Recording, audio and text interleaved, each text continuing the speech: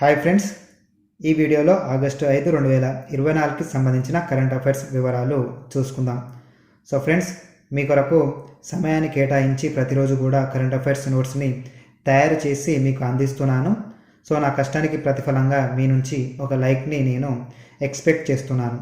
So మీకు video నచ్చినట్లయితేనే like చేసి ఈ వీడియోని చూడండి. ఫస్ట్ కరెంట్ అఫైర్, 2024 ప్యారిస్ ఒలింపిక్స్లో టెన్నిస్ పురుషుల సింగిల్స్లో స్వర్ణం సాధించిన సెర్బియాకి చెందిన నోవాక్ జోకోవిచ్ ఫైనల్లో స్పెయిన్కి చెందిన అల్కరాజుపై గెలిచి ఈ స్వర్ణ పతకాన్ని జోకోవిచ్ సాధించాడు. గతంలో 2008 బీజింగ్ ఒలింపిక్స్లో జోకోవిచ్ కాంస్య పతకాన్ని గెలిచాడు. Australian open, French open, Wimbledon, US ఓపెన్లతో పాటు ఒలింపిక్ స్వర్ణం గెలిచి జోకోవిచ్ కెరీర్ గోల్డెన్ స్లామ్ను సాధించాడు. నెక్స్ట్ కరెంట్ అఫైర్, 2024 ప్యారిస్ ఒలింపిక్స్లో పురుషుల 100 మీటర్ల పరుగులో స్వర్ణం గెలిచిన అమెరికాకి చెందిన నోవా లైల్స్. ఇతను ఈ రేసును 9.79.784 సెకండ్లలో పూర్తి చేసి ఈ పథకం సాధించాడు. ఇందులో జమైకాకి చెందిన కిషెన్ థాంప్సన్ రజత పథకాన్ని సాధించాడు. అదేవిధంగా అమెరికాకి చెందిన ఫ్రెడ్ కెర్లీ కాంస్య పథకాన్ని ఈ రేసులో సాధించారు. నెక్స్ట్ కరెంట్ అఫైర్, 2000 కోట్ల రూపాయల వ్యయంతో తమ రాష్ట్రంలోని లఖింపూర్ ఖేరీ ప్రాంతంలో బయోప్లాస్టిక్ పార్కును ఏర్పాటు చేయాలని ఇటీవల ఉత్తరప్రదేశ్ ప్రభుత్వం నిర్ణయించింది. నెక్స్ట్ కరెంట్ అఫైర్, 2023-24లో అత్యధికంగా సింగపూర్ దేశం నుంచి $11.77 బిలియన్ విదేశీ ప్రత్యక్ష పెట్టుబడులను పొందినటువంటి భారత్. నెక్స్ట్ కరెంట్ అఫైర్, కేంద్ర ప్రభుత్వం ఇటీవల ప్రవేశపెట్టిన కొత్త నేర చట్టాలను సమీక్షించాలని కోరుతూ పశ్చిమ బెంగాల్ అసెంబ్లీ ఇటీవల తీర్మానం ఆమోదించింది. నెక్స్ట్ కరెంట్ అఫైర్, తన అధీనంలోని టిబెట్ గుండా భారత్లోకి ప్రవహించే బ్రహ్మపుత్ర నదిపై భారీ జల విద్యుత్ కేంద్రం డ్యామును చైనా నిర్మించాలని తలపిస్తుందని ఇటీవల ఆస్ట్రేలియన్ స్ట్రాటజీ పాలసీ ఇన్స్టిట్యూట్ నివేదిక తెలిపింది. అరుణాచల్ ప్రదేశ్, అస్సోంలకు తాగు మరియు సాగునీటి కష్టాలు ఈ సందర్భంగా తప్పవని తెలిపింది. అదేవిధంగా యుద్ధమే వస్తే డ్యామును నింపేసి ఒక్కసారిగా గేట్లన్నీ ఎత్తివేసి భారత్లో పలు ప్రాంతాలను వరదతో ముంచెత్తే కుట్ర చైనా చేయబోతోందని ఈ నివేదిక తెలిపింది. ఇలా డ్యామ్తో భారత్ పైకి వాటర్ బాంబును చైనా గురి పెడుతోందని కూడా ఈ నివేదిక తెలిపింది. సో ఇక్కడ అరుణాచల్ ప్రదేశ్ వద్ద డ్యామును నిర్మించి ఈ విధంగా కుట్ర పన్నుతుందని ఈ ఆస్ట్రేలియన్ స్ట్రాటజీ పాలసీ ఇన్స్టిట్యూట్ నివేదిక తెలిపింది.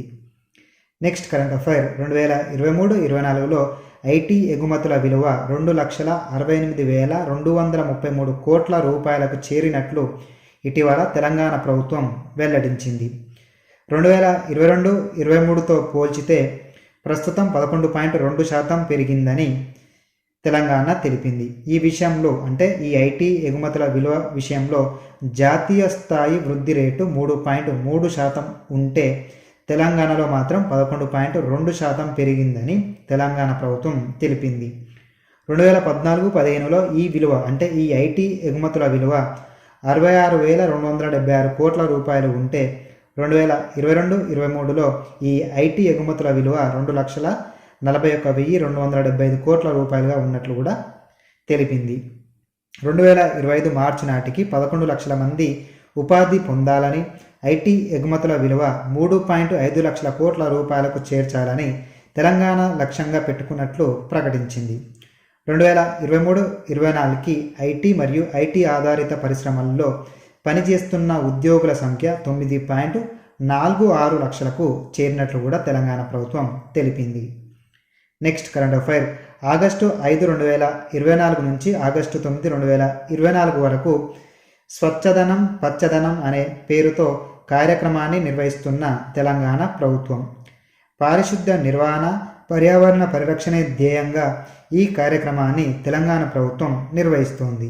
నెక్స్ట్ కరెంట్ అఫైర్, టిబెట్ భాషలోని కంటెంట్ను నిషేధిస్తూ చైనా సోషల్ మీడియా ప్లాట్ఫామ్ అయినటువంటి డౌయిన్ తీసుకున్న నిర్ణయాన్ని ఖండించిన Tibetan centre for human rights and democracy TCHRD. Next current affair.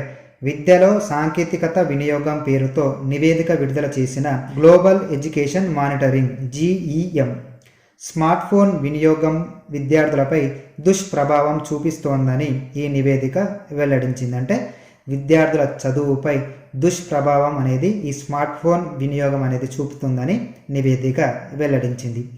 14 దేశాల్లో అధ్యయనం చేయగా 4 ఒక దేశం మాత్రమే స్కూళ్లలో స్మార్ట్ ఫోన్ వినియోగంపై నిషేధం విధించారని ఈ నివేదిక పేర్కొంది. Next current affair. World no tobacco day ఎప్పుడంటే మే 31న. 2024 world no tobacco day theme ఇతివృత్తం ఏంటిదంటే protecting children from tobacco industry interference. Next current affair. Konda Laxman Bapuji రాష్ట్ర అవార్డులకు ఎంపికైన వరంగల్లోని కొత్తవాడకు చెందిన ఆడెపు శ్రీనివాస్ సామల సదానందం. సో వీరు దర్రీస్ నేత కార్మికులు. వీరికి ఇటీవల కొండా లక్ష్మణ్ బాపూజీ రాష్ట్ర అవార్డులను ఇవ్వడం జరిగింది. దర్రీస్పై మహాత్మా గాంధీ చిత్రంతో శ్రీనివాస్, దర్రీస్పై ముఖ్యమంత్రి రేవంత్ రెడ్డి చిత్రంతో సదానందం ఈ అవార్డులను దక్కించుకున్నారు. ఇక్కడ జాతీయ చేనేత దినోత్సవం ఎప్పుడంటే ఆగస్టు 7న. Next current affair. Central bank నిధుల నిర్వహణకు సంబంధించిన కాంటింజెంట్ రిస్క్ బఫర్ CRBను 2023-24 ఏడాదికి సంబంధించి 6.5%కి పెంచినటువంటి reserve bank of India RBI 2018-19 నుంచి 2021-22 వరకు ఈ CRB 5.5% ఉంది. 2022-23లో ఈ CRB కాంటింజెంట్ రిస్క్ బఫర్ అనేది 6% ఉంది. సో ఫ్రెండ్స్, ఇవి ఆగస్టు 5, 2024కి సంబంధించిన కొన్ని ముఖ్యమైనటువంటి కరెంట్ అఫైర్స్ వివరాలు. మీకు ఈ వీడియో నచ్చినట్లయితే వీడియోని లైక్ చేసి మీ ఫ్రెండ్స్కి వీడియోని షేర్ చేయండి.